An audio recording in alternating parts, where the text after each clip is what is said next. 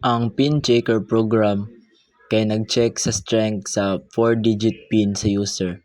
Ang rules kay dapat exactly 4 digits o walay repeated digits. Kung magsulay ang user og invalid pin, prompt siya og balik hangtod ma-enter ang valid one. Gisugdan ang program gamit ang scanner para mangayo og input gikan sa user. Nata variables nga pin para i-store ang input ug is valid para i-track kung valid ba ang pin. Giprint dayon ang instruction sa user.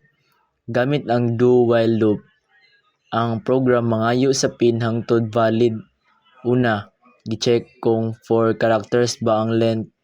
Sunod, gi-check kung digits ra ang sulod. Pagkahuman, gamit ang nested loops, gi-compare ang matag digits sa uban para ma-detect kung naay repeated digits. Kung naa invalid condition, i-print ang error o balik sa loop.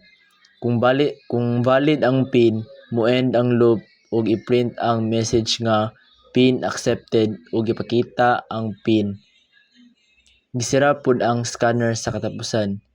Basically, ang program interactive, klaro ang feedback sa user ug sigurado ang final pin kay 4 digit ug walay repeated numbers.